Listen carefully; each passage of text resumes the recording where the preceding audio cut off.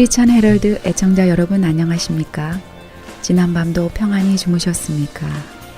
이 새벽을 주님과 3부 황희숙 전도사입니다. 크리스천 헤럴드는 신문을 시작으로 라디오, 이제는 공중파 채널인 18.88을 통해 텔레비전으로도 함께 하실 수 있습니다.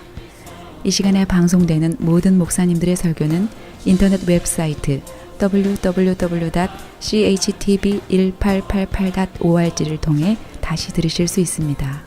오늘도 말씀과 찬양으로 승리하는 하루 되시기 바랍니다.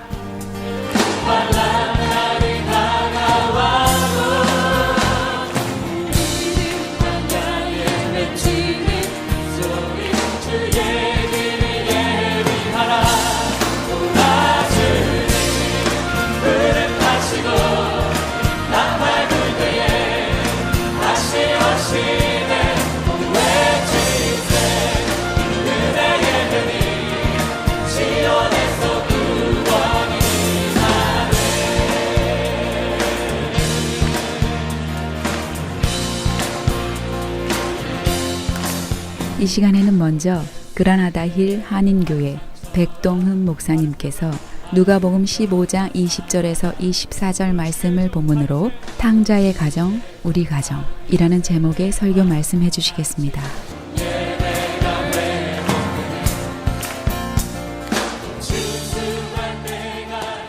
우리 가정의 달을 맞이해서 우리 탕자의 가정, 우리 가정이라고 하는 제목을 가지고 우리 같이 함께 말씀을 증거하도록 하겠습니다.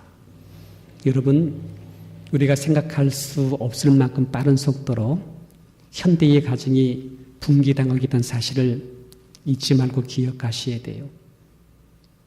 요즘 보석상에서 말이죠, 계약금을 받는데요, 얼마를 받고 뭘 해주냐면 결혼 반지를 빌려준다는 거예요. 계약금을 받고 결혼 반지를 빌려준다. 이상하지요? 그리고 이혼하게 되면 돌려주기로 계약한다고 말합니다. 여러분, 제 친구 형제가요, 원하고 포로사업을 했었는데 한 번 이만큼 보여줘요. 결혼 사진을 보여줘요. 근데 왜 이걸 당신이 갖고 있어 하니까는 결혼 사진 찍고 찾아러 오지 않는다는 거예요. 그 사이에 가정이 깨져버린 겁니다. 이만큼 보여줘요. 양부모 살아있는데도 고아가 된 어린아이들이 고아원에 많이 있다고 말합니다. 부모가 갈라지면서 자식에 대한 양육권을 포기했다는 거예요. 졸지에 생부들이 있는데도 불구하고 고아된 아이들입니다. 어느 부모는 자녀가 대학만 가면 이혼하기로 약속한 고졸 이혼부들이 있답니다. 70이 넘어 이혼하는 황혼 이혼도 있다고 말합니다. 이로써 가정 파괴가 지금 계속해서 늘고 있는 상황입니다만, 여러분, 어느 가정은 겉으로는 가정인데 분명히 가정의 모습을 갖고 있는데 이미 정신적으로는 이혼된 모습으로 사는 그런 가정도 있습니다. 여러분, 가정 파괴, 그것이 과연 가정 파괴인가 아니면 가정 파괴 아닌가라는 정의가 필요한 시기가 지금 이 시점이 되는 것입니다. 저는 여러분에게 가정 파괴 아닌 것이 있다는 사실을 알려드리고 싶어요. 하나는요, 식구 중에 한 분이 사별한 것 가정 파괴 아닙니다. 식구 중에 한 분이 갑자기 돌아가신 것 가정 파괴 아닙니다. 식구 중에 어느 분이 병들어서 고통받는 것 가정 파괴 아닙니다. 일방적으로 이혼당한 것 가정 파괴 아닙니다. 나는 그렇게 살려고 했었어요. 근데 끝내 위면하고 떠났습니다. 그렇다면 내 가정 파괴당한 것입니까? 가정 파괴 아닙니다. 큰 사고 났습니다. 교통사고 나고 사업의 파산, 폭력 사건, 유괴 등 일어났습니다. 이거 가정 파괴인가요? 아닙니까? 가정 파괴 아닙니다. 세월호의 참변으로 인해서 304명의 사람이 갑자기 이렇게 죽게 되었습니다. 이거 가정 파괴 아직은 아닙니다. 시련이 있고 고통이 따를런지 모르지만 가정 파괴는 아닙니다. 유배 가정 참 많은 시련이 있었습니다. 유배 가정 순식간에 자녀들이 죽었습니다. 욥기서 1장 19절입니다. 그 많은 재물이 일순간에 강도당했습니다. 욥기서 1장 11절의 말씀입니다. 그 엄청난 질병이 욥에게 다가왔습니다. 엄청난 고통이 많았습니다. 욥기서 2장 7절의 말씀입니다. 그리고 아내조차도 등 돌리고 떠나는 지경 되었습니다. 욥기서 2장 9절의 말씀입니다. 근데 여러분, 욥의 가정은 아직 가정 파괴가 되지 않았습니다. 건재했어요. 그리고 조금 지나니까 이 시련의 고비를 넘기고 나니까 더 좋은 가정으로 하나님께서 회복시켜 주었습니다. 욥기서 42장 12절 말씀입니다. 누군가가 여전히 가정을 붙잡고 있다면, 가정에 누군가가 그 자리를 건조히 지키고 있다면 그 가정은 결코 파괴당하지 않는다는 사실을 말씀하고 있는 것입니다. 여러분, 탕자의 가정 문제가 많은 집안입니다. 아픔이 있었어, 어려움이 있는 가정이었습니다. 저는요, 예수님이 인간적으로 참 좋은 것은요, 예수님께서 무슨 이야기를 할 때, 비유를 들을 때, 어떤 사건을 가지고 얘기할 때 항상 그 말씀을 듣게 되면 그 사건의 비유의 전제적인 그 배경은요, 아픔이 있어, 절망이 있어, 시련이 있어, 비정상적인 고통이 있어. 그런 걸 전제해서 주님께서는 복음적인 이야기를 갖다가 전해주고 있어요. 여러분, 예수님의 복음은요, 사망 속에서 생명이 나오게 했어, 저주 속에서 미래의 축복이 나오게 만드셨고, 어둠 속에서 빛으로 드러나게 만드셨습니다.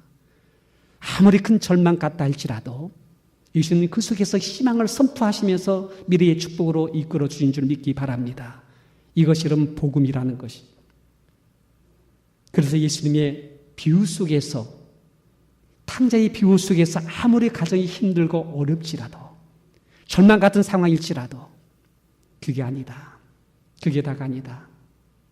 빛이 있다, 희망이 나타난다, 미래의 축복이 된다, 더 좋아진다, 반드시 미래의 주의 위대하신 기적은 일어난다 라는 메시지를 주고 있는 줄 믿기를 바랍니다. 여러분, 한번 옆에 있는 성도가 인사하실래요? 더 좋아집니다.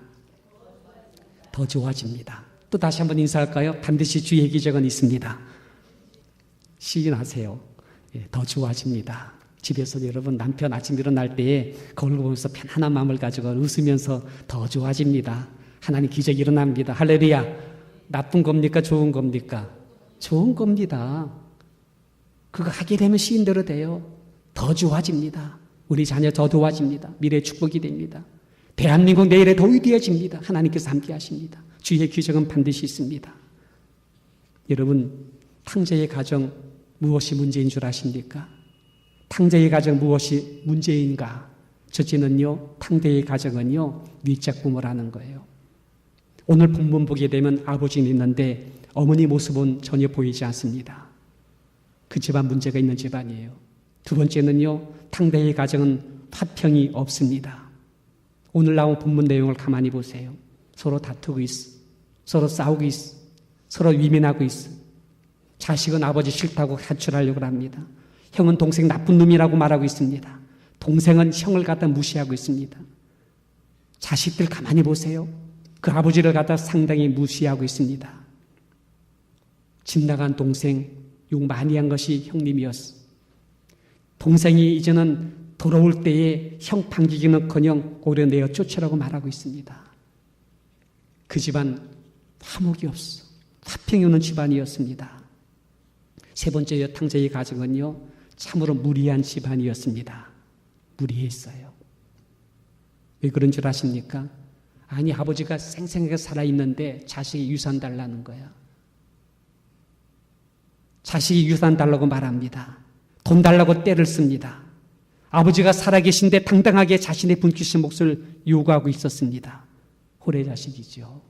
나쁜 건 나쁜 것입니다.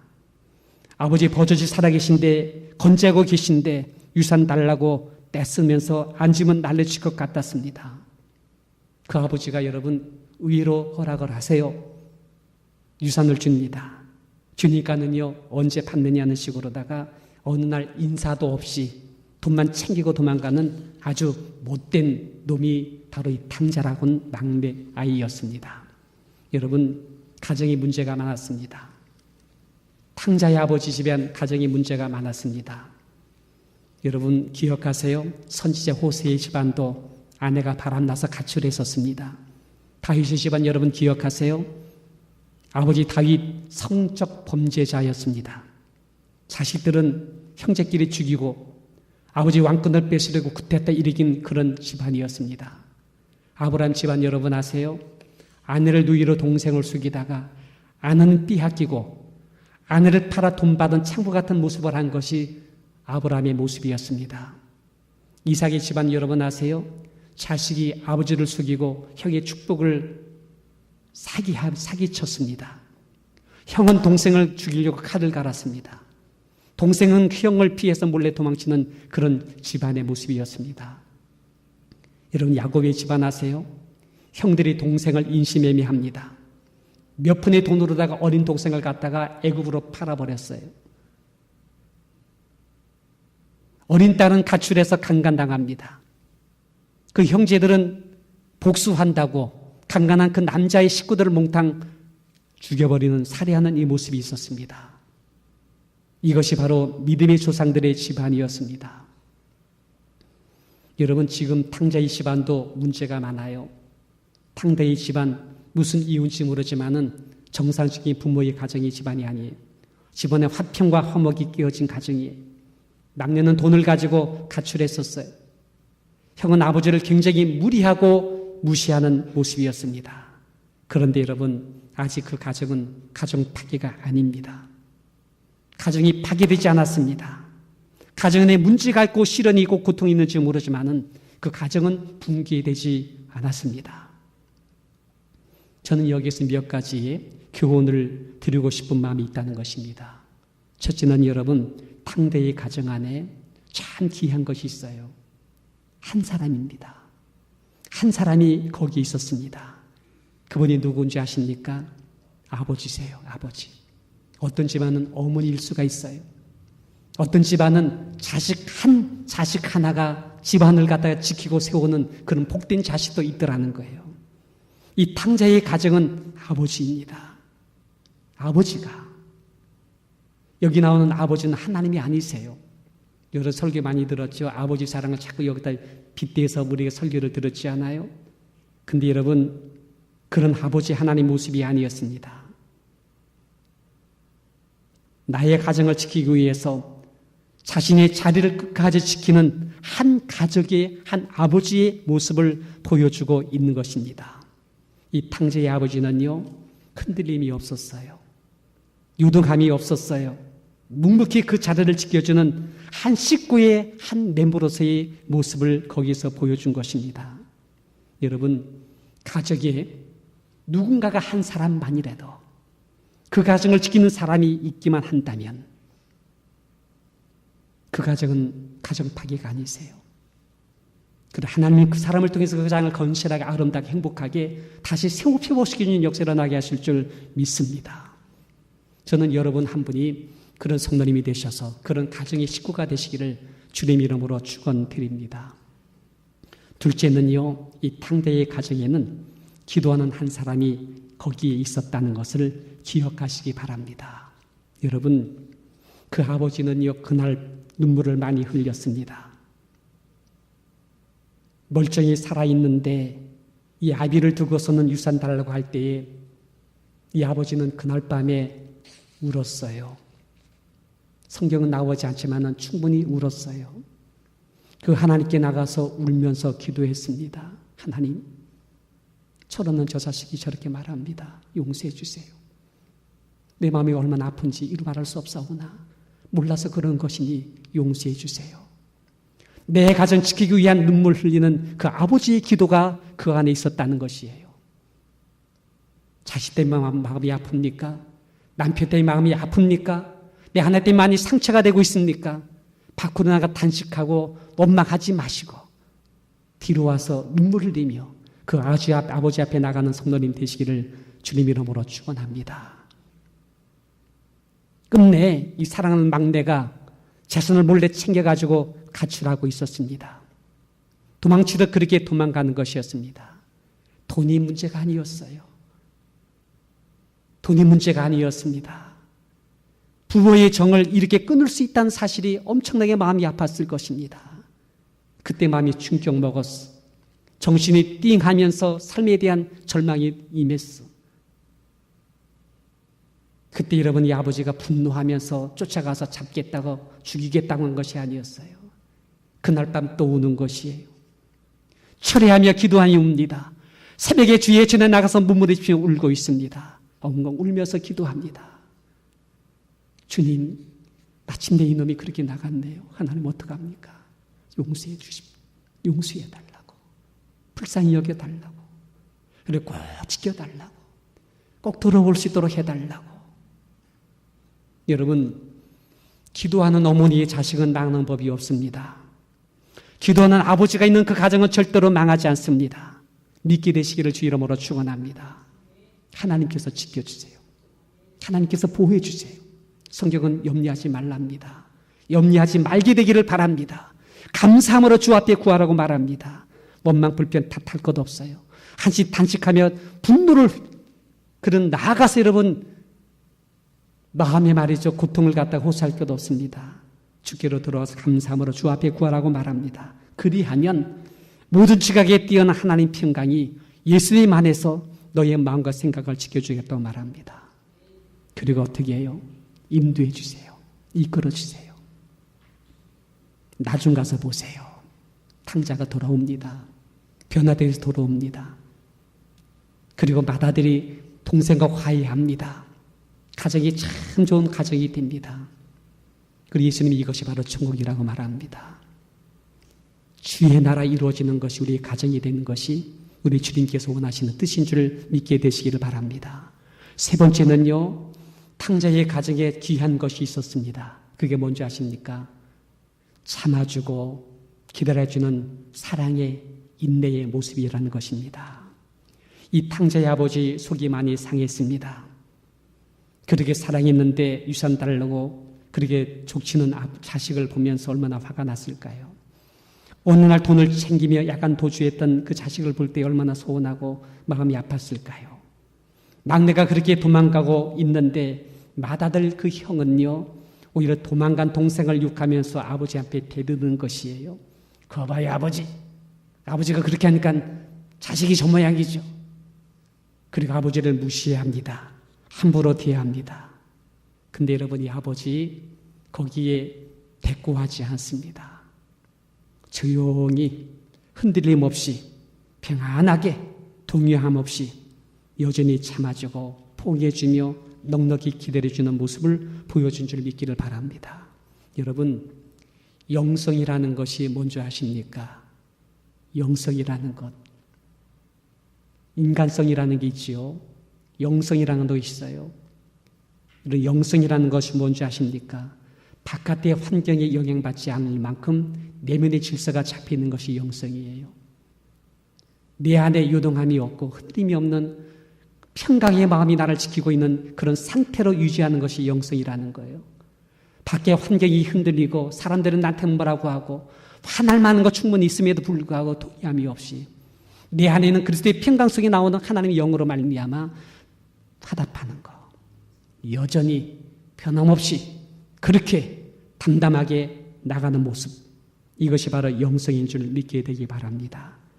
아무리 밖이 어두워도요, 내면의 밝은 빛을 비추어주는 것입니다. 아무리 밖이 차가워도요, 내 안에 따뜻함의 영성이 나를 통해 나오게 만드는 거예요. 자식이 아무리 속을 썩이고 힘들게 해도 내 속에는 주의 영으로 말미암아 희망을 갖고 미래를 품어주며 기다려줄 수 있고 사랑해주는 이런 모습을 갖고 있는 이것이 바로 영성이라는 것입니다. 저는 찬양 속에 굉장히 많이 부르는 찬양이 있어요. 이 믿음 굳세라. 주가 지켜주신다. 어둠 밤에도 밝은 빛으로 인도하여 주신다. 지금의 나의 상황과 현실이 주의 뜻 헤아리기 어려울지라도 내가 주 뜻에 있음을 내가 반드시 한다. 이 믿음 굳세라. 이 믿음 굳세라. 그래서 이 아버지는요, 기다려주신 것입니다. 참아주시고 견뎌주신 것입니다. 그리고 항상 통구박을 주시해 섰습니다. 그래 이놈은 망할 수밖에 없어. 그는 반드시 돌아온다. 하나님께서 그를 지켜주신다. 그는 돌아온다. 그리고 희망을 갖고 참아주며 기다린 것이 이 아버지의 모습이 되는 줄 믿기를 바랍니다. 여러분, 어느 날 이 자식이 돌아왔습니다. 탕자가 돌아왔습니다. 쫄딱 망하고 돌아왔습니다. 망할 만해요. 그 아이의 생각과 사고방식과 언어와 행동 처사를 보게 되면 미래의 희망이 없는 자식이에요. 사필 규정이 될 수 있는 것이에요. 이 아버지는 싹시 놀았다고 말하지 않았어요. 미래의 희망을 갖고 기다려 주었어요. 하나님의 함께 하심을 믿고 반드시 그가 돌아온다는 사실을 아들을 갖다가 아버지는 기도했습니다. 들어왔습니다. 기쁨으로 맞아줍니다. 묻지도 않았어요. 그냥 잃었다 얻은 내 아들이야. 죽었다 다시 산 생명이라 받아들입니다.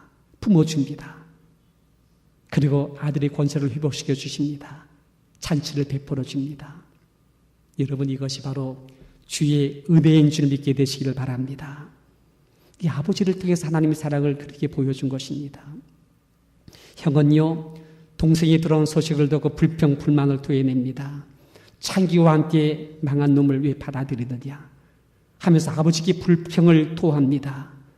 아버지는 나에게 염소 새끼 한 마리 주지 않았는데 왜 이렇게 재산을 허비하느냐고, 거짓골로 들어온 그 놈을 왜 받아들이냐고 따지려고 합니다. 근데 아버지가 뭐라는 줄 아십니까? 왜 무슨 말이냐? 왜 너는 스스로 그렇게 인색하게 살았느냐? 이 집안에는 모든 것이 다 네 것인데 왜 너는 스스로 그렇게 인색하게 좁은 마음을 가지고 살았느냐? 너 잘못된 거야. 그렇게 생각하지 마. 내 것이 다 내 것이란다. 너 마음을 넓히어. 이 아이는 죽었다가 다시 살아온 내 동생이야. 이렇다가 다시 살은 내 생명, 내 자식이 온 너의 동생이야. 우리 함께 즐거워하자 하면서 여러분, 이 큰 아들을 맏아들을 사랑한다 아들아 하고 품어줍니다.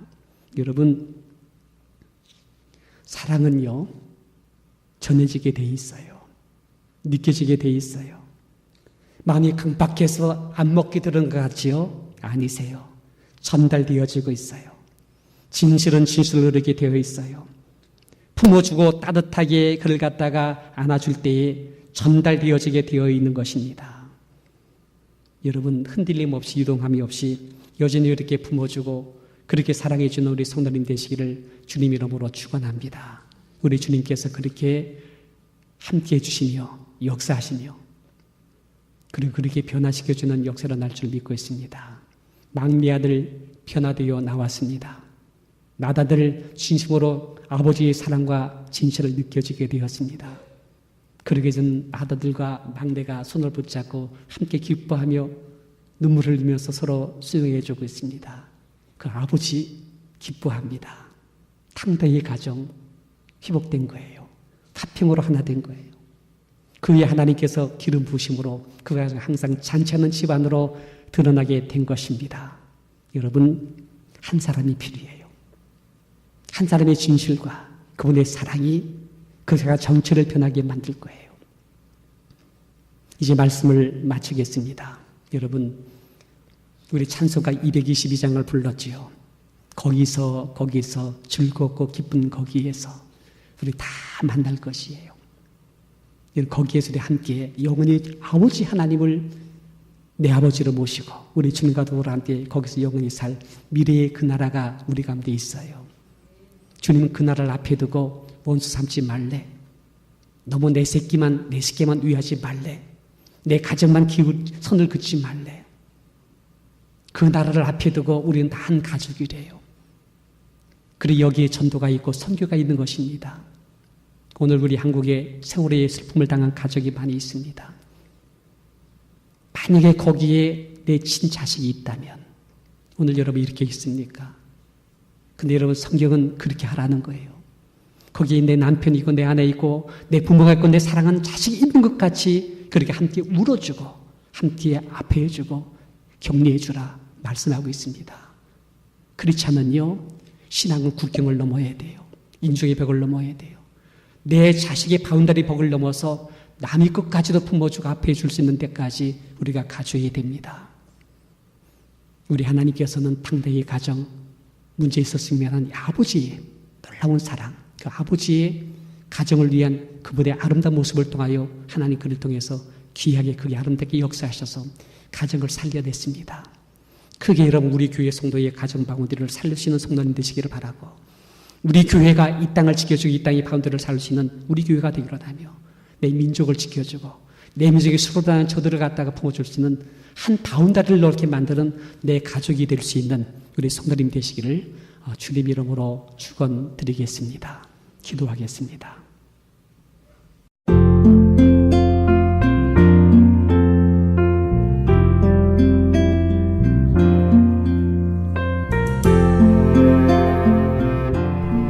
지금까지 그라나다 힐 한인교회 백동흠 목사님의 귀한 말씀이었습니다. 그라나다 힐 한인교회는 10341 우들리 애비뉴 그라나다 힐에 위치하고 있습니다. 이 시간 말씀을 들으시고 신앙 상담을 원하시는 분들은 전화 818-360-1339 818-360-1339번으로 문의하시기 바랍니다.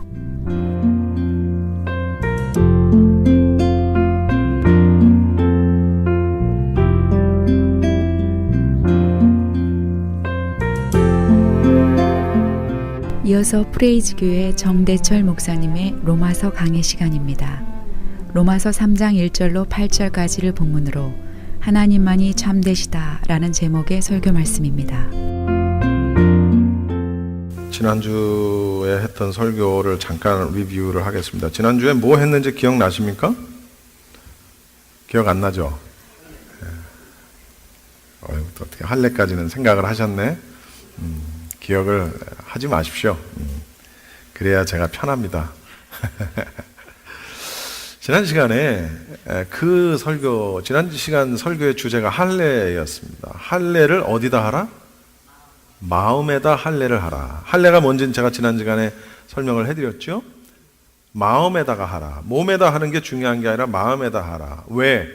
할례를 받고서도 율법대로 행하지 않으면 그 몸에 한 할례가 구원을 보증하지 않는다. 이거는 그동안 전통적으로 내려왔던 유대인들의 생각과는 완전히 반대되는 의견이었어요. 유대인들은 자신들의 몸에 있는 할례가 하나님과 나와 세워진 언약에 대한 증표로서 그것이 있다라는 것에 대한 굉장한 자부심이 그들에게 있었고, 그것으로 인해서 내가 구원받는다라는 그런 철저한 믿음이 있었어요. 그런데 율법대로 살지 않으면 그 몸에 드러난 흔적으로서의 할례는 아무 의미가 없다. 차라리 할례 받지 않은 이방인들이 율법대로 살면 그 율법대로 사는 것으로 인해서 그들에게 구원이 보증되리라. 이렇게 말을 했어요. 표면적인 유대인이 중요한 게 아니고 이면적 유대인이 진정한 유대인이다. 따라서 할례는 마음에 하라. 그러면서 제가 뭐라 그랬어요? 세례, 형식으로서의 세례가 중요한 것이 아니라 세례를 받은 이후에 어떻게 사느냐가 중요한 것이고, 또 세례를 받지 못했을지라도 하나님을 믿고 하나님 말씀대로 살면 그것이 구원의 보증이 되는 것이지, 내가 세례를 받지 않았음으로 인해서 내가 구원을 받지 못한다, 그건 아니라는 사실을 우리가 알아야 합니다. 예담이 나봐. 그랬는데 오늘 본문은 어떤 내용이냐면, 여러분, 바울로부터 이러한 앞에 쭉 지금까지 1장, 2장 여기까지 설교를 접한 유대인 크리스찬들, 이게 유대인들, 특히 유대인이면서 크리스찬들에게 하는 설교인데, 이 설교를 접한 그들이 어떤 생각이 들었을까라는 겁니다. 그래서 사도 바울은 편지를 쓰면서 이런 설교를 했을 때 유대인 크리스찬들이 어떤 반응을 보였을 것이다, 어떤 질문을 내게 했을 것이다 라는 것을 유추해 가면서 오늘 1절부터 8절까지는 희한하게도 자기가 질문하고 자기가 대답하고 자기가 질문하고 자기가 대답하는 이런 형식으로 만들어져 있어요. 그러니까 자기가 질문을 한다라는 얘기는 유대인들이 이렇게 물을 것이다 라는 걸 가정해서 질문을 하고 그 다음 그거에 대한 답을 자기가 하는 거예요. 그 답에 대해서 또 유대인들이 이렇게 질문할 것이다 라고 가정을 하고 또 답을 하는 거예요. 첫 번째 질문, 그러면 할례는 마음에 하라. 할례가 중요한 게 아니다. 마음에 하라. 차라리 이방인이 낫다. 이런 내용을 접한 유대인 크리스찬들이 이런 질문을 했을 거라는 거예요. 여러분 성경책 앞에 놓으시고 잘 들어보세요. 1절, 그것이 그들의 질문입니다. 1절 말씀 한번 보세요. 그런즉 유대인의 나음이 무엇이며 할례의 유익함이 무엇이냐? 할례의 유익이 무엇이냐? 아니, 할례를 받아도 소용이 없다 그러고 할례를 받지 않은 이방인들이 차라리 낫다라고 얘기하고, 그렇다면 유대인들 입장에서는 그럼 유대인이 이방인보다 나은 게 뭐가 있어? 그러면 우리가 왜 이렇게 아프게 할례까지 받아야 돼? 아무 유익이 없다면? 유대인들도 이방인하고 같이 심판도 받고 심지어 의롭게 살려는 이방인이 그렇지 않은 유대인보다 낫다면 유대인이 가지고 있는 우월의식, 우월의식이라는 게 뭐예요? 선민, 우리는 하나님이 택하신 민족이다라는 선민의식이 무엇이냐라는 거예요. 그리고 할례가 무슨 필요가 있느냐라고 질문을 할 것이다라는 거죠. 그럴만하죠? 그랬더니 이제 거기에 대한 답을 하는 거예요. 2절 말씀 보세요. 범사에 많대요. 어떻게 많아요? 시작. 우선은 그들이 하나님의 말씀을 맡았습니다. 사도 바울은 유대인의 나음도 있고 할례의 유익도 있다는 거예요. 전혀 필요 없다라는 걸 말하는 게 아니라는 거예요. 그 유익이 있고 필요한 것에 대한 가장 큰 그 유익이 뭐냐? 그 이제 우선은 어떻게? 그들이 누가? 유대인들이 하나님의 말씀을 맡았다는 거예요. 맡았다는 얘기는 뭘 이렇게 주면 내가 맡고 있을게 이게 아니라 정확하게 원문적으로 표시를 하자면 하나님의 말씀을, 율법을 받았다는 얘기입니다. 받았다는 거예요. 어떤 하나님이 특별 계시로서 우리에게 주신, 아니 우리가 아니라 이스라엘 민족에게 주신 언약, 나는 너의 하나님이여 너희는 나의 백성이 되리라. 언약, 신의 산에서의 율법, 모세오경 말하는 거죠. 그 다음에 메시아에 대한 예언, 그리고 여러 가지 하나님의 계시, 이런 등등등, 이걸 포괄적으로 한마디로 얘기하면 뭘까요?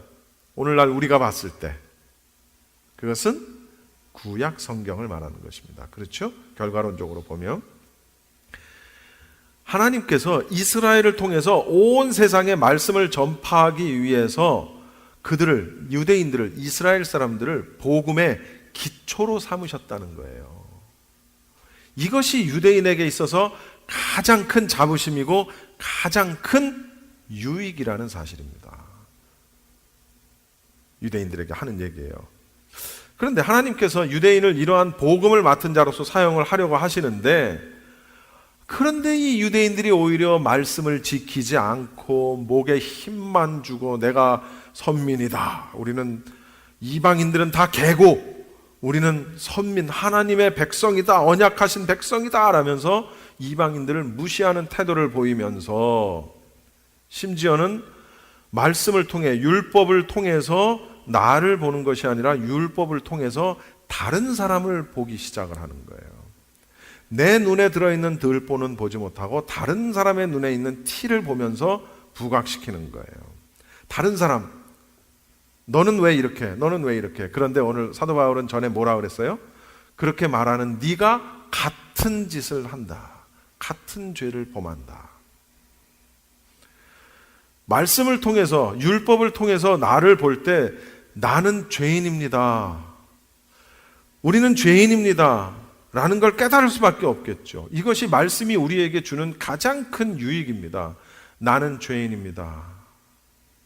그런데 그런 고백이 있을 때부터 이 말씀은 나에게 능력이 되는 것입니다. 그런데 내게 능력이 되는 것이 아니라, 야, 이거 김권사가 들어야 되는데, 이거 저 설교는 박 집사가 들어야 되는데, 야, 저건 이장로가 들어야 되고, 야, 저건 정대철 목사가 들어야 되는 설교인데, 이렇게 얘기하면 이건 아주 골치 아파지는 거예요. 아무 상관이 없는 거예요, 나하고는. 사도 바울은 또 예상 질문을 먼저 제시하고 그에 대한 답을 제공합니다. 이렇게 유대인들이 질문할 거라는 거죠. 3절을 한번 읽어봅시다. 자, 아주 중요한 거예요. 시작. 어떤 자들이 믿지 아니하였으면 어찌하리요? 그 믿지 아니함이 하나님의 미쁘심을 패하겠느냐? 여러분, 이게 무슨 얘기인지 아세요? 이게 무슨 얘기냐면 하나님께서 택하신 유대인, 유대 백성, 이스라엘 사람들 중에 어떤 사람들이 믿지 아니했다면 어떻게 하겠느냐라는 거예요. 하나님의 하나님 되심을 믿지 않아. 하나님은 당신의 그 권위로 이스라엘 백성을 택하셨는데 그 택함을 받은 이스라엘 백성들 가운데 어떤 이가 그 하나님을 믿지 않으면 어떻게 했느냐라는 걸 지금 말하는 거예요. 그 믿지 아니함이 하나님의 미쁘심을 패하겠느냐. 이게 무슨 얘기냐면 하나님께서 택하신 유대인의 불신앙이 그들을 선택하셨던 하나님의 신실하심을 쓸모없게 만들 수 있는가? 쓸모없게 할 수 있는가? 이런 질문입니다. 이해하시겠습니까? 이거 굉장히 어려운 말이에요, 사실은. 다시 말하면 하나님을 믿지 않는 어떤 유대인이 하나님이 택하셨다는 백성, 유대 백성의 가운데 어떤 유대인이 자신이 어떤 사람인지는 모르지만 하나님을 믿지 아니함으로 인해서 하나님의 신실하심에 오점을 남길 수 있느냐라는 질문이에요. 사도 바울은 이렇게 대답합니다. 4절 읽읍시다. 그럴 수 없느니라. 시작. 사람은 다 거짓되되 오직 하나님은 참되시다 할지어다. 기록된 바 주께서 주의 말씀에 의롭다함을 얻으시고 판단받으실 때에 이기려 하심이라 함과 같으니라. 하나님이 택하신 유대 백성들 가운데 어떤 자들이 그 하나님을 믿지 않는다면 하나님의 신실하심에 오점이 남겨지느냐라는 질문을 유대 백성이 한다라는 거예요. 그랬을 때 사도 바울은 단호하게 이야기합니다. 그럴 수 없느니라. 이것이 원어적인 의미를 풀이하면 어떤 논쟁을 할 때 거짓 결론으로 나아갈 때 그런 거짓된 잘못된 결론으로 나아가는 경향을 보일 때 탁 쐐기를 박아버리는, 딱 끊어버리는 그런 의미를 가지고 있어요. 그러니까 그럴 수 없느니라 하고 딱 쐐기를 박아버리는 거예요. 일부 유대인들이, 어떤 유대인들이 하나님을 믿지 않는다고 해서 하나님께서 이스라엘 백성에게 주신 언약을 성취하시는 문제, 또 인류를 구원하시는 문제, 이러한 하나님의 신실하심이, 하나님의 능력이 없던 것으로 되지 않는다는 거예요. 설령 어떤 유대인이 하나님을 믿지 않더라도 그것이 무효화되는 것이 아니라는 거예요. 왜냐하면 사람은 어차피 다 거짓되되, 여기 말씀 나왔죠. 다, 대부분이 아니고 다 거짓되되 오직 하나님은 뭐 하시다? 따라합시다. 하나님은 참되시다. 오늘 말씀의 제목이에요. 하나님은 참되시다. 그렇기 때문에 그럴 수 없다. 사도 바울이 이야기하는 거예요. 판단 받으실 때에, 여기서는 수동태, 판단을 받는 수동태 개념으로 쓰여졌지, 번역이 됐지만 사실 원어에서는 수동태가 아니에요. 중간태의 원어를 가지고 있습니다. 그것은 무슨 얘기냐면 누구에게 판단을 받으시는 게 아니고 판단하실 때에 그런 개념을 가지고 있는 겁니다.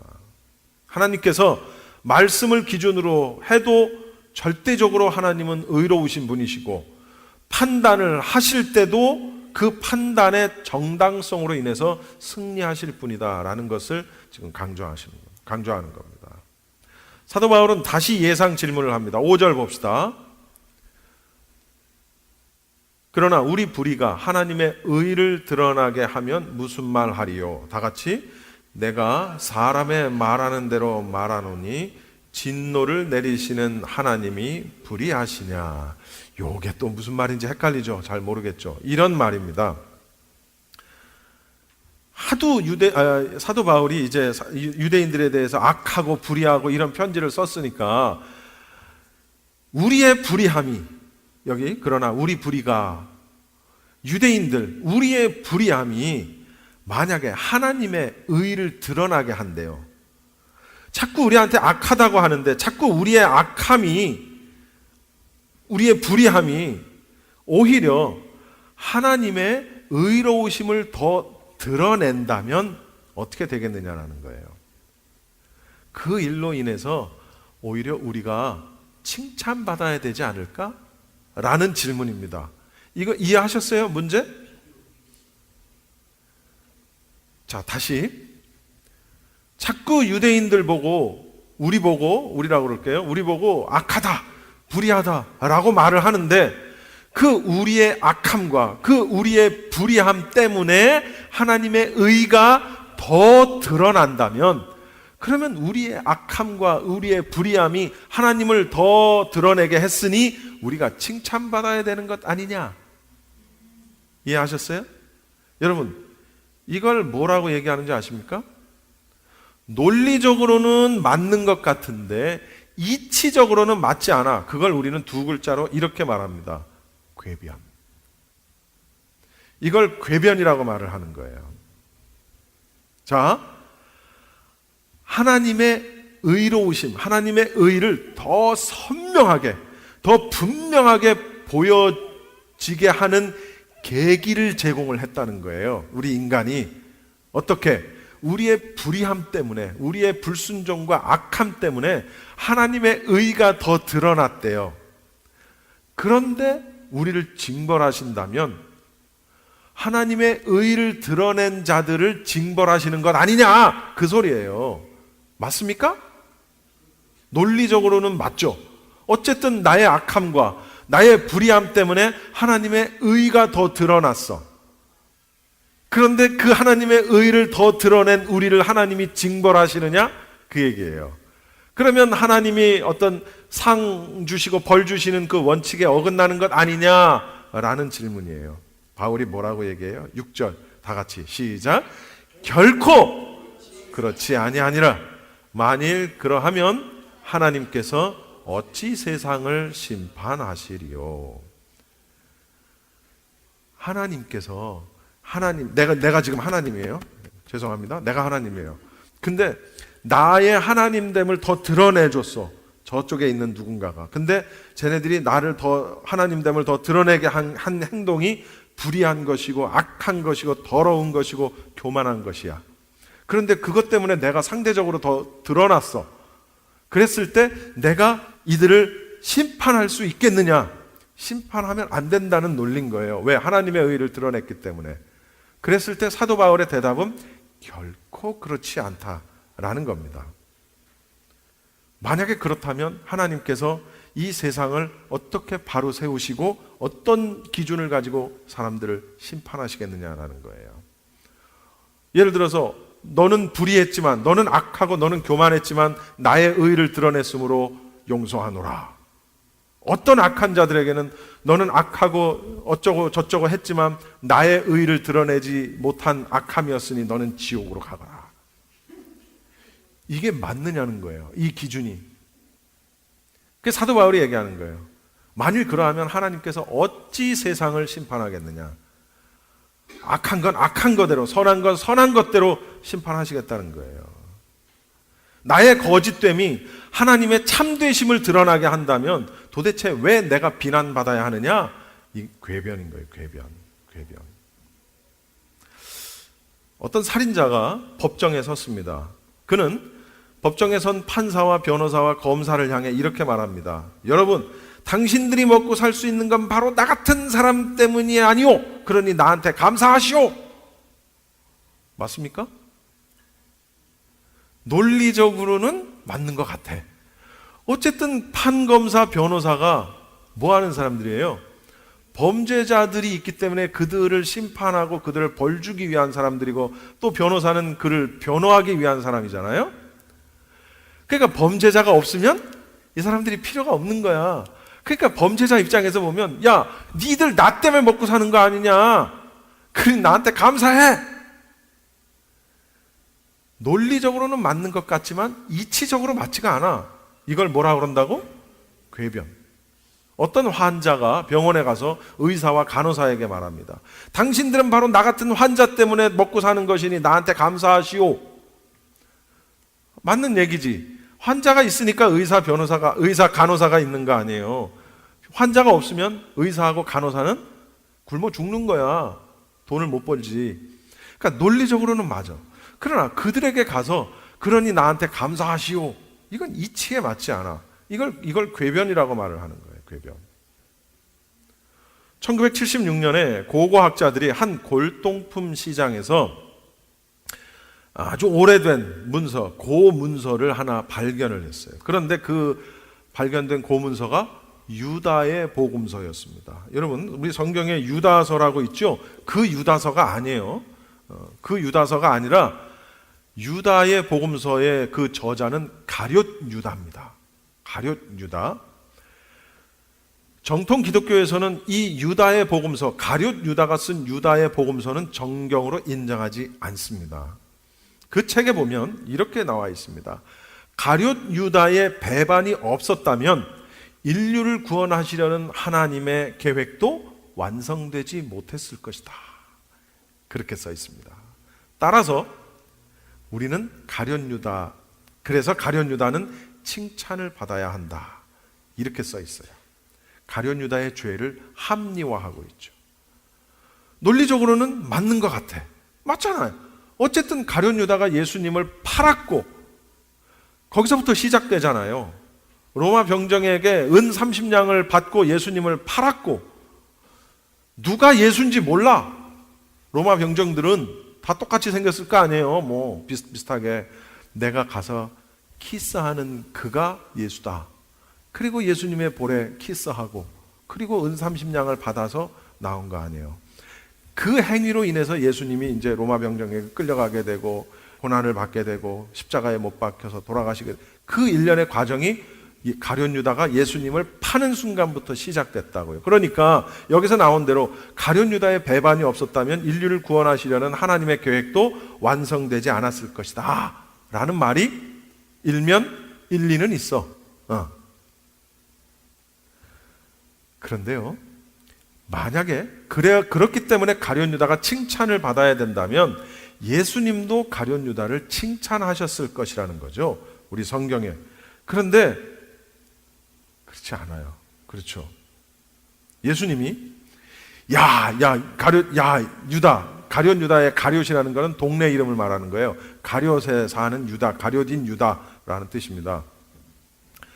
야, 너 말이야, 아무도 하지 않으려는 일을 말이야, 야, 네가 이 하나님의 구원 계획을 위해서 네가 나를 파는 그런 희생을 했으므로 참 장하도다.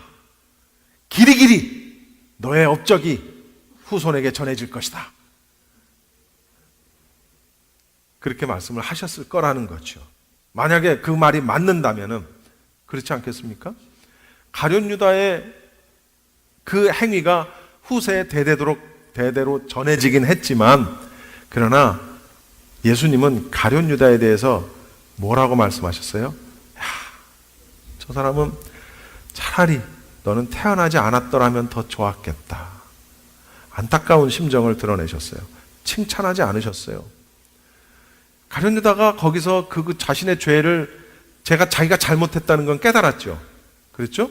그리고 거기서 뭘 했어야 돼? 가룟 유다는 회개를 했어야 돼요. 그런데 그는 회개하지 않았어요. 자신이 잘못했다는 걸 깨닫고 반성은 했지만 무엇으로 결론을 났어요? 스스로 목숨을 끊는 것으로 결론 지어버렸어요. 죄책감이었겠죠. 일면 이해는 가요. 얼마나 그 죄책감이 컸겠어요.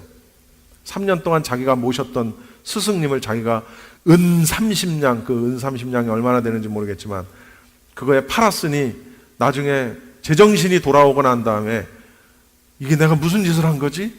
그러면서 막 굉장히 그 마음고생이 심했을 거예요. 그런데 그 결론을 자살로 끝내버렸단 말이에요. 그러니까 예수님이 안타까워하시는 거죠. 그래서 그들은 정죄 받는 것이 마땅하도다. 사도 바울이 얘기하는 거예요. 내가 하나님의 의를 더 드러냈으므로 나는 심판받으면 안 된다라는 그런 궤변에 대해서 한마디로 정리한 거예요. 사도 바울은 뭐라고? 정죄 받는다. 무슨 얘기예요? 심판받는다라는 얘기예요. 하나님이 참되시기 때문에 악을 이용하셔서 영광을 드러내시지는 않습니다. 그러나 설령 그들의 악함으로 인해서 하나님의 의로우심이 드러났다 손치더라도 악은 무조건 심판받는 거예요. 가룟 유다의 그 행위가 예수님의 하나님의 복음 사역에 대한 완성을 이룰 수 있게 했다 손치더라도 그는 심판받을 수밖에 없는 거예요. 그러니까 여러분, 가룟 유다가 예수님을 팔았기 때문에 지옥 가는 게 아니에요. 왜 지옥 가는 거예요? 회개하지 않았기 때문에 지옥 가는 거예요. 그러니까 우리가요, 사실은요, 여러분, 교도소 안에 가면 수없이 많은 아주 흉악범들이 있잖아요. 예? 말로 담기도 끔찍할 정도로 흉악범들이 많아요. 그런데 보시자고요. 우리는 흉악범 아닙니까? 그러니까 그들은 들킨 흉악범이고 우리는 안 들킨 흉악범인 거예요. 그러니까 무슨 죄를 지었느냐가 중요한 게 아니고 회개했느냐가 중요한 거예요. 회개했느냐. 지옥 가는 건 죄를 지었기 때문에 지옥 가는 게 아니고 회개하지 않았기 때문에 지옥 가는 거예요. 회개한 사람들도 다 죄인이었어요. 뭐 처음부터 죄인이 아닌 사람이 어디 있어요. 나는 죄가 많아서 교회 못 가요. 말도 안 되지. 나는 몸이 아파서 병원에 못 가요. 이거하고 똑같은 얘기거든. 몸이 아프니까 병원에 가야지. 죄가 많으니까 교회를 와야지. 죄가 많아서 교회를 못 간대. 에? 말도 안 되는 소리 하고 있죠. 그냥 가기 싫으면 싫다고 그러지. 궤변을 늘어놔. 여러분, 그러니까 죄가 많아서 지옥 가는 게 아니에요. 죄가 없어서 천국 가는 게 아니에요. 죄가 있으되 회개했기 때문에 천국 가는 거고, 죄가 있으되 회개하지 않았기 때문에 지옥 가는 거예요. 할렐루야. 이 원리 간단한 겁니다, 여러분. 우리가 어떻게 그냥 뭐 대단한 업적을, 우리가 이제 삶에 대한 부분이 나중에 나옵니다. 하나님은 우리에게 업적을 요구하시는 게 아니에요. 그건 나중에 얘기합시다. 오늘 말씀 제목을 하나님은 참되시다라고 했지만 사실 부제로는 유대인들이 하나님의 심판을 받을 수밖에 없는 이유, 이것이 부제입니다. 유대인들은 하나님의 심판을 받을 수밖에 없는 거예요. 결론적으로 우리는 두 가지 교훈을 얻을 수 있습니다. 첫 번째, 하나님은 어떠한 경우에도 언약을 변치 않으시는 분, 신실하신 분, 참되신 분입니다. 할렐루야. 따라서 아까 말씀드린 대로 우리가 심판을 받게 된다면 그 책임은 나에게 있는 거예요. 불신앙, 회개하지 않음, 나에게 있는 거예요. 우리는 하나님께 예배하고 하나님의 말씀대로 살고 그분의 뜻대로 사는 일에만 집중해야 된다는 거죠. 할렐루야. 두 번째로, 우리 안에 하나님의 의를 행하려고 하지 않고 혹시 핑계 대려는 마음이 내 안에 있지 않는지 우리 마음을 살펴봐야 된다는 거예요. 무슨 얘기냐? 하나님은 우리를 외모로 판단하시지 않고 중심으로, 마음으로 판단하신다는 거예요. 그러니까 주님을 향한 신실한 마음을 가지고 말씀을 행하는 자여야 된다는 거죠. 그 얘기는 주님을 향한 신실한 마음을 가지고 주의 일을 하지 않는 사람도 있다는 거예요. 우리가 볼 때는 야, 저 사람 참 믿음도 좋고 신앙도 좋고 열심히야 라고 판단할 수 있지만 하나님이 보시기에는 그렇지 않을 수도 있다는 거예요.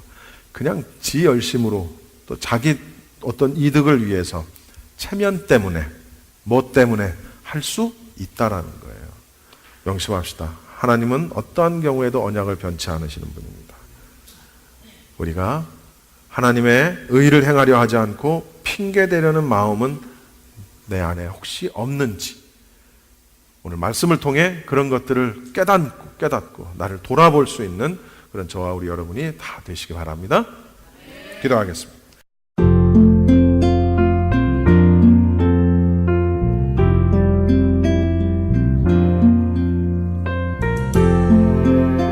지금까지 프레이즈 교회의 로마서 강해 시간이었습니다. 프레이즈 교회에서는 주일 오전 11시에는 로마서 강해가, 매주일 오후 2시에는 요한계시록 강해가 진행되고 있습니다. 참여를 원하시는 분들은 21668 웨스트 피코 블러버드, 피코와 캔머어에 위치한 프레이즈 교회로 오시거나 전화 213-700-9833, 213-700-9833번으로 문의하시기 바랍니다.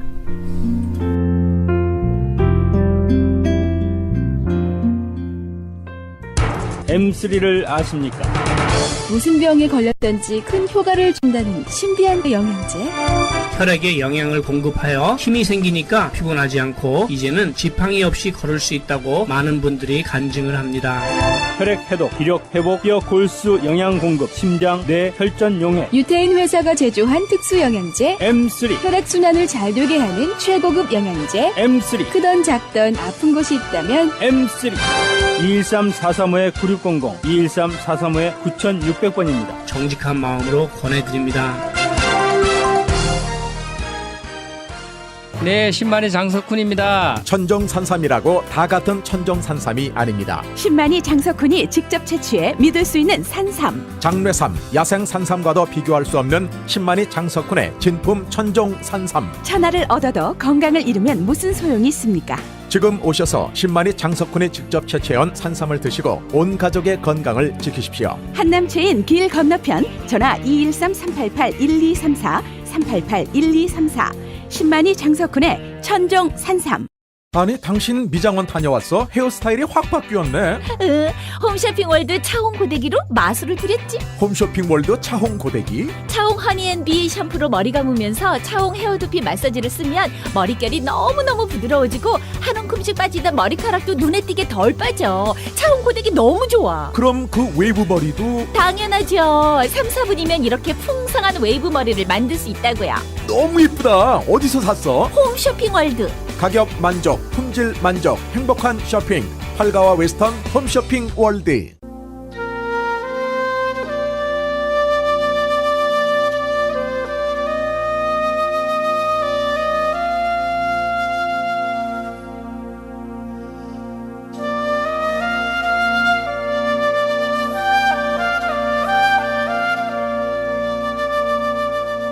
지금까지 여러분께서는 크리스찬 헤럴드에서 전해드린 이 새벽을 주님과를 함께 하셨습니다. 계시록 1장 3절에 보면 이 예언의 말씀을 읽는 자와 듣는 자와 그 가운데 기록한 것을 지키는 자는 복이 있나니 때가 가까움이라 라는 말씀이 있습니다. 오늘은 주일입니다. 무엇보다도 하나님께 예배하는 일에 우선하시길 바라며 말씀 가운데 거함으로 복을 받아 누리는 성도님들이 다 되시길 바랍니다. 지금까지 황희숙 전도사였습니다. 고맙습니다.